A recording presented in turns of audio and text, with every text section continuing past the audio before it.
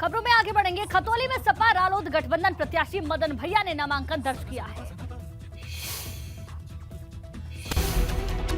2022 विधानसभा चुनाव में गाजियाबाद की लोनी सीट से हारने वाले मदन भैया को जयंत चौधरी ने खतौली से मैदान में उतारा है। लेकिन मदन भैया की उम्मीदवारी का ऐलान होने के बाद खतौली से टिकट दावेदार अभिषेक चौधरी ने मदन भैया को बाहरी बताया था। हालांकि मदन भैया ने कहा है कि पार्टी का हर नेता मुझे मजबूती के साथ चुनाव लड़वाएगा। हमारे छोटे भाई अभिषेक ने पार्टी नहीं छोड़ी, वो राष्ट्रीय लोकदल के साथ हैं, मजबूती से साथ रही और वो हमारी बिरादरी के भी हैं।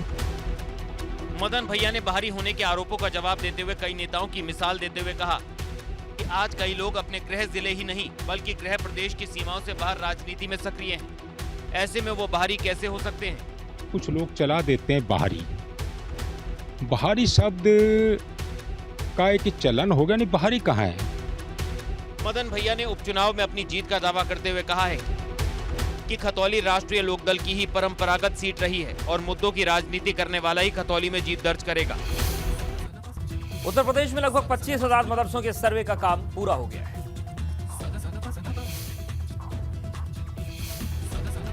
जिसमें 16,517 मदरसों को वैध और मान्यता प्राप्त माना गया है। अनगिनत सवालों और उफान मारती सियासत की आसमानी उड़ान के बीच मदरसों के सर्वे का काम खत्म हो गया, जिसमें उत्तर प्रदेश के 75 जिले में 8,496 गैर मान्यता प्राप्त मदरसे मिले हैं। इसमें सबसे ज्यादा 557 गैर मान्यता प्राप्त मदरसे मुरादाबाद में हैं। बहराइच में 491 मदरसे गैर मान्यता प्राप्त पाए गए। गोंडा में 305 गैर मान्यता प्राप्त मदरसे मिले हैं, तो हाथरस में मात्र एक मदरसा गैर मान्यता प्राप्त मिला है।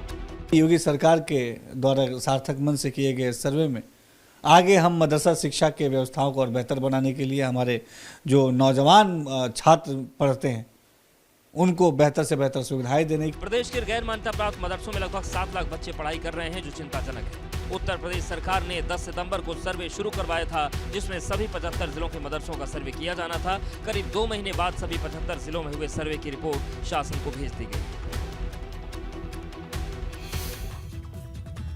कानपुर में बीजेपी ने अब नई रणनीति पर काम करना शुरू कर दिया है। बीजेपी का टारगेट मुस्लिम बहुल वार्ड में कमल खिलाने का है।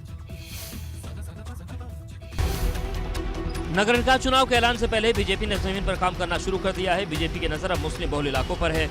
सपा के 2 विधायकों की परेशानी को बीजेपी अपने लिए अवसर में तब्दील कर रही है। बीजेपी ने अमिताभ वाजपेयी और इरफान सोलंकी की विधानसभा पर पूरी तरह फोकस कर दिया है। जिन मुस्लिम बहुल वार्डों में बीजेपी को सही प्रत्याशी नहीं मिल रहे, वहां पर एक वार्ड में 4 से 5 कैंडिडेट अपनी दावेदारी ठोक रहे हैं। जितने वार्ड है कानपुर में 110 वार्ड सभी में लड़ाएंगे, तो इसमें वो वार्ड भी शामिल है जो मुस्लिम वार्ड है। उनके लिए भी कैंडिडेट का सिलेक्शन की प्रक्रिया इनकी चालू थी। इनका अल्पसंख्यक मोर्चा लगा हुआ है, तो ये इनके लिए बड़ी बात है। कानपुर में निकाय चुनाव में पहली बार होगा जब भारतीय जनता पार्टी मुस्लिम वार्ड में अपना प्रत्याशी उतारेगी। हालांकि विरोधी अभी भी ये दावा कर रहे हैं कि मुस्लिम समुदाय कभी भी बीजेपी के साथ खड़ा नहीं होगा। हो सकता है कि सत्ता के दबाव में कुछ लोग इनको लड़ने के लिए मिल भी जाए, लेकिन आम जो अल्पसंख्यक समाज है, केवल मुसलमान नहीं, ईसाई हो, सिख हो, बंगाली हो, जो अलग जगहों से रहते हैं, वो कोई भारतीय जनता पार्टी पे भरोसा नहीं करते।